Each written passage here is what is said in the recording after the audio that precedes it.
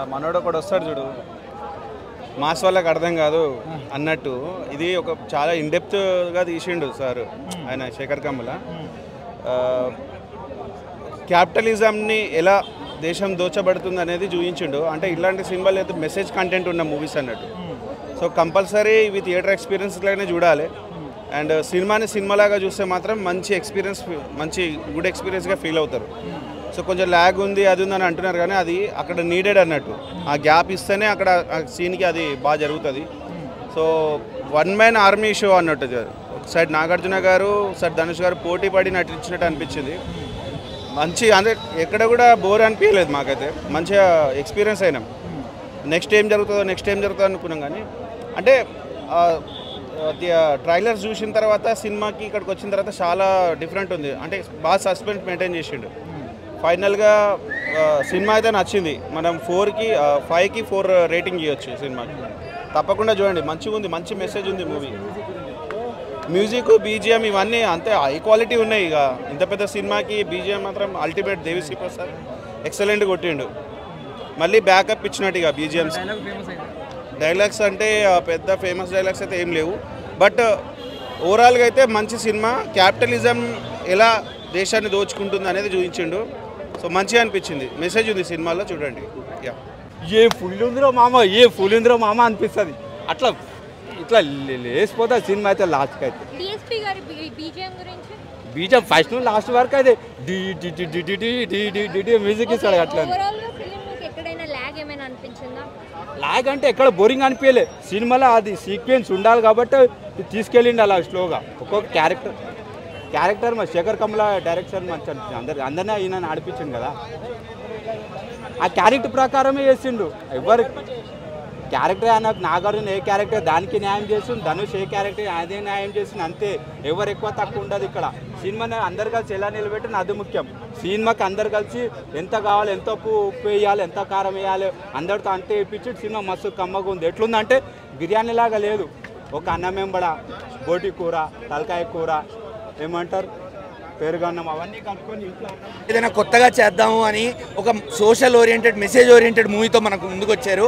ఆయన అటెంప్ట్కి మాత్రం hats off. So Sekhar Kammula గారి మూవీలో ఒక ఫీల్ ఉంటుంది, ఒక మ్యాజిక్ ఉంటుంది. ఆ మ్యాజిక్ ఈ మూవీలో కూడా ఉంది. లవ్ స్టోరీ లేకపోయినా లవ్ స్టోరీ లేకపోయినా, లైఫ్ గురించి ఏం లేకపోయినా ఆ మ్యాజిక్ అయితే ఉంది. ధనుష్ గారి యాక్టింగ్ గురించి చెప్పాలంటే ఆయన స్టార్డమ్కి తగ్గట్టు ఆయన చేస్తున్నాడా సినిమాలు అనేది పక్కన పెట్టేద్దాం. ఎందుకు అంటే అంత స్టార్డమ్ పెట్టుకొని ఆయన సినిమాకి ప్రాణం పెట్టేస్తున్నాడు. ఈ సినిమాలో కూడా ఒక బిచ్చగాళ్ళలాగా రోడ్డు మీద అడుక్కోవడం, ఒక డంపింగ్ యార్డ్లో నడవడం, చెత్త కుప్పలో పడుకోవడం అనేది మామూలు. ఇంకొకటి మెయిన్ అసెట్ ఏంటంటే డిఎస్పి మ్యూజిక్. డిఎస్పి తండెల్ తర్వాత మూవీస్ని చాలా సెలెక్టివ్గా చేసుకుంటూ వస్తున్నారు. అసలు మూవీలో ఇంకొక ప్లస్ పాయింట్ ఏంటంటే సెకండ్ హాఫ్లో మీకు చాలా గ్రిప్పింగ్గా ఉంటుంది. అసలు నెక్స్ట్ ఏం జరుగుతుందన్న క్యూరియాసిటీ వస్తుంది. బట్ ఫస్ట్ హాఫ్ మాత్రం మీకు స్లో నరేషన్గా ఉంది. అదొక్కటే మైనస్. సినిమాలో ఒక మైనస్ ఏంటంటే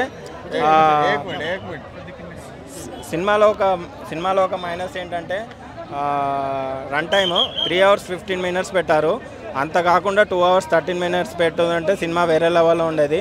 అండ్ స్క్రీన్ ప్లే పరంగా మనకు చాలా కొత్తదని అనిపించింది. ఎందుకంటే మనకు ఆల్రెడీ అన్నీ తెలిసిన స్టోరీస్ వస్తున్నాయి. బట్ మూవీ అనేది ఎలా నరేట్ అవుతుందంటే based on screenplay. Sekhar garu ఆ విషయంలో సక్సీడ్ అయ్యారనే చెప్పాలి. బట్ రన్ టైం ఒకటే మైనస్ ఉంది. But worth watchable. సినిమా స్టోరీ ఏంటంటే ఎవరు ఏ స్థాయిలో ఉన్నా కూడా తక్కువ చేయొద్దు. వాళ్ళ పనిని బట్టి మాత్రం వాళ్ళకి రెస్పెక్ట్ ఇవ్వద్దు. ప్రతి ఒక్క మనిషికి విలువలు అనేది ఖచ్చితంగా ఉంటాయి. కాబట్టి సో సినిమా అనేది ఆ రేంజ్లో ఉన్నది. బట్ కాకపోతే రన్ టైం అనేది మెయిన్ మైనస్ సినిమాకి. రిచ్ అవ్వడం గురించి కాదు, జస్ట్ అంటే పెరుగు తగ్గట్టే ఉంది మూవీ. బాగుంది. ఫ్యామిలీ ఆడియన్స్ అని కదండి, అన్ని సెక్షన్స్ ఆఫ్ ఆడియన్స్ చూడొచ్చు ఈ మూవీని. అంటే 3 hours లెంత్ ఎక్కువైందని కొంచెం అంటే ఫస్ట్ హాఫ్లో 5 minutes, సెకండ్ హాఫ్లో ఒక 10 minutes ట్రిమ్ చేస్తుంటే బాగుండేది అనిపించింది. ఇంకా మ్యూజిక్ బాగుంది, యాక్షన్ కూడా బాగుంది. యాక్షన్ మూవీలో తక్కువ ఉంది. కానీ యాక్షన్ కూడా ఉన్నంతలో చాలా బాగా చేశారు. శ్రీ అంట ఆయన పేరు ఎవరో, స్టంట్ మ్యాన్ ఇద్దరిది బాగుందండి. అంటే ఫస్ట్ నేను అనుకున్నాను బెగ్గర్ ఈయన రోల్ కదా, అది చాలా క్రూషియల్ రోల్, ఆయనకే ప్లస్ పాయింట్ అవుద్ది అనుకున్నాను. కానీ ఓవరాల్గా మూవీ మొత్తం చూసినప్పుడు ఇద్దరిది, నాగార్జున గారి రోల్ కూడా చాలా బాగుంది. మెసేజ్ ఏంటంటే అంటే ఈ వరల్డ్ అనేది ప్రతి ఒక్కరికి రిచ్ పూర్ అని కాదు, అందరికీ ఉంటుంది. మళ్ళీ మదర్స్ లవ్ కూడా ఇన్బిల్ట్గా చెప్పారు. మూవీ మొత్తం ఎమోషన్ అనేది చూపించారు.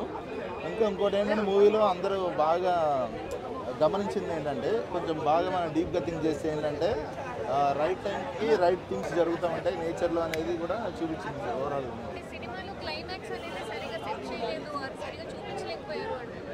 అంటే ఇంకా దాంతో ఎండ్ చేశారు. ఏముందండి అంటే క్లైమాక్స్లో మిగతా అందరూ మళ్ళీ అతను స్కామ్లు చూపించిన అంత రెగ్యులర్ సినిమాలకు కాకుండా కొంచెం డిఫరెంట్గా.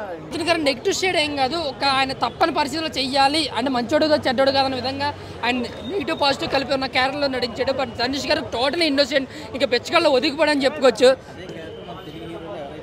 అదే క్యారెక్టర్ తెలుగులో అయితే నాని, ఆయన నాని నేషనల్ నాసే దీవించేస్తాడు. హ్యాపీ డేస్ క్లాసికల్గా మనకు టచ్ అవుతుంటుంది. ఈ సినిమాని కూడా ఆయన మార్క్ ఎక్కడ మిస్ అవ్వలేదు.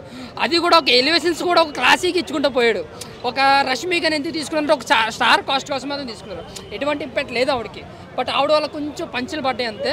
సో మొత్తం సినిమాతో కూడా ధనుష్ గారు, మన నాగార్జున గారు యాక్టింగ్ అయితే మాత్రం ధనుష్ గారు యాక్టింగ్ కోసం